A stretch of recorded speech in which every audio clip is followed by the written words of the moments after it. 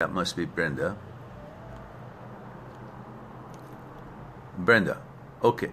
So let's talk about Brenda's questions. We have lots of questions now. That's good. We filled up.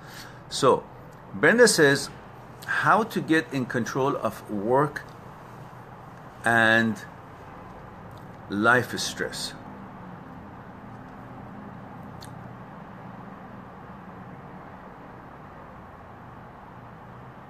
Well, why don't we discuss what is stress? You know, the way we look at the stress, we think of stress as something always totally negative. I understand stress is not good. We don't want to stress and we hate it, and it takes us out of our norm, out of our order in life, and it throws a monkey wrench in our way. It's like you're driving on a road to get to your destination, and there are mud, or there are puddles, or there are ditches, and your car once falls into it. It's just stress. You don't like it. It takes you out of that whole tranquility and norm and order of things.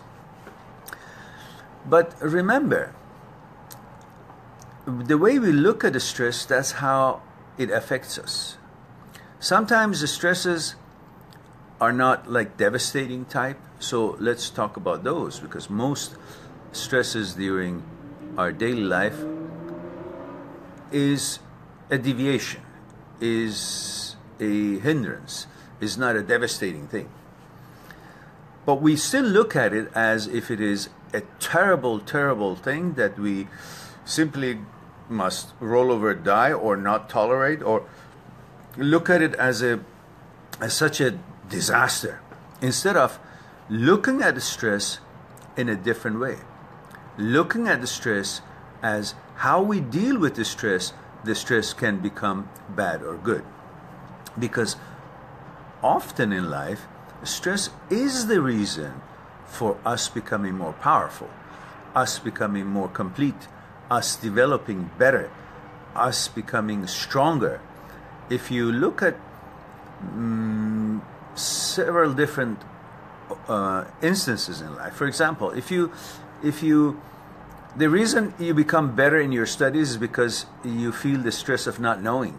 You go into the classroom and the teacher is asking something you don't know, it's so stressful. So you go home and study more, because that particular stressful situation made you understand the importance of, it's better to know this stuff. So it's uncomfortable, but puts you in a position to want something more and take action towards arriving and achieving and attaining that level of success, or whatever it is that you want to accomplish. Or look at stress, look at lobster. We talked about this before. You know, lobster is a mushy, cushy thing in a hard shell. And this hard shell doesn't expand, but the mushy thing inside it does. And when it does get to a certain size, that it meets the same size as the shell around it, it can't grow anymore. It's under stress and feels uncomfortable. So what does it do? It doesn't roll over, die. It takes it as a sign of growth. It goes under a rock, makes sure it's safe, and it sheds that shell out and brings a new shell, a bigger one. Yeah? And then now this mushy cushy thing inside that shell has a space and can now grow. And it does that few times during its lifetime. And that's how it grows. So stress is a sign of opportunity to grow.